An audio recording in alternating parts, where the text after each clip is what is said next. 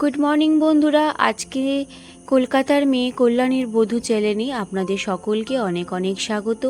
আজকে আমার 500 subscriber complete হয়ে গেছে। আমি জাস্ট ভাবতে পারি না যে এত তাড়াতাড়ি আমার 500 সাবস্ক্রাইবার কমপ্লিট হবে। আপনাদের সকল আশীর্বাদে আমি আজকে অনেকটা এগিয়ে যেতে সফলতা পাচ্ছি। তো চলুন, আজকে একটা নিয়ে এসেছি নতুন মাছের রেসিপি, যেটা আমি সজনে ডাঁটা আর আলু দিয়ে করব। প্রচণ্ড গরম পড়েছে, আর এই গরমে সজনে ডাঁটার ঝোল খেতে তো প্রচণ্ড ভালো লাগে। কিন্তু এই মাছের মধ্যে সজনে ডাঁটা ঝোল আগে হয়তো আপনারা কোনো খেয়েছেন কি না সন্দেহ আছে। তো চলুন আজকে এই মাছের রেসিপিটা বানিয়ে দেখাই। তো আমি এখানে রুই মাছ নিয়ে নিয়েছি। রুই মাছের গায়ে ভালো করে নুন হলুদ মাখিয়ে রেখে দেবো। এরপরে নিয়ে নেবো সজনে ডাঁটা। সজনে ডাঁটাগুলোকে দেখুন ছাল ছাড়িয়ে কি সুন্দরভাবে কেটে ফেলেছি। তার সাথে নিয়ে নিয়েছি কিছু আলুগুলো যে মাছের ঝোলে যেরকম আলু দেওয়া হয় সেই সাইজে আলুগুলো কেটে নেবেন। এরপরে একটা মিক্সচারের মধ্যে পোস্ত আর সর্ষে বাটা নিয়ে নেবেন। আমি সর্ষে পোস্তটা মোটামুটি 1 ঘন্টা আগে ভিজিয়ে রেখেছিলাম। এরপরে তার মধ্যে 2 কটা কাঁচা লঙ্কা দিয়ে ভালো করে পেস্ট করে নিয়েছি। এখানে নুন না দিলেও চলবে। সর্ষে পোস্তটা কাঁচা লঙ্কা দিয়ে বেটে নিলেই খুব সুন্দর একটা সেন্ট আসবে। এবার কড়াইতে দিয়ে দেবেন একটুখানি সর্ষের তেল। অবশ্যই এই রান্নাটা সর্ষের তেলে হবে বন্ধুরা। আর যারা যারা এই ভিডিওটা দেখছেন তারা কিন্তু একটা লাইক অবশ্যই করবেন, আর পুরো ভিডিওটা দেখবেন, তাহলে অনেক কিছু শিখতে পারবেন। আর স্কিপ করে যাবেন না, তাহলে অনেক কিছু মিস করে যাবেন। এবার মাছ ভাজা হয়ে যাওয়ার পরে ওই সর্ষের তেলের মধ্যেই দিয়ে দিয়েছি কালো জিরা ফোড়ন। কালো জিরা ফোড়ন একটা আলাদাই স্বাদ নিয়ে আসবে এই রান্নাতে। এরপরে দিয়ে দিলাম কাঁচা লঙ্কা, তার সাথে দিয়ে দিয়েছি আলু, আর তারই সাথে দিয়ে দিলাম সজনে ডাঁটা। দিয়ে ভালো করে লবণ দিয়ে দিলাম, দিয়ে একটুখানি ভাজা ভাজা করে নেব। এবার ওপর দিয়ে একটুখানি হলুদ ছিটিয়ে দিলাম। ব্যাস, এরপরে এটাকে ভালো করে একটুখানি ভেজে নিতে হবে। মোটামুটি 5 মিনিট টাইম দিয়ে এটাকে একটুখানি ওপর নিচ করে ভাজা ভাজা করে নেবেন।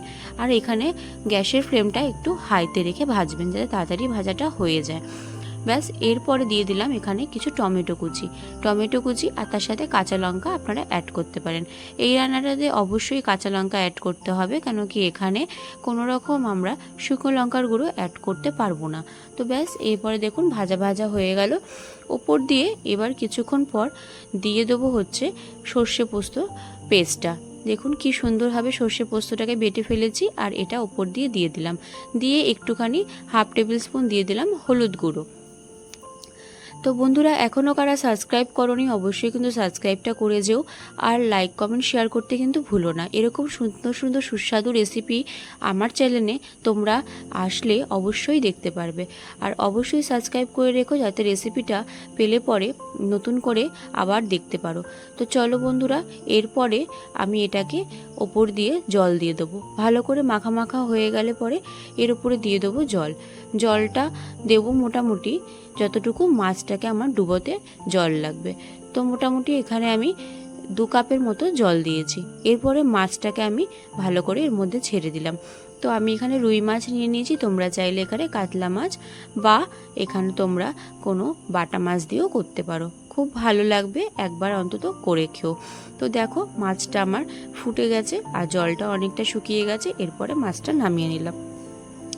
তো আজকের রেসিপিটা কেমন লাগলো অবশ্যই কিন্তু কমেন্ট করে জানাবে।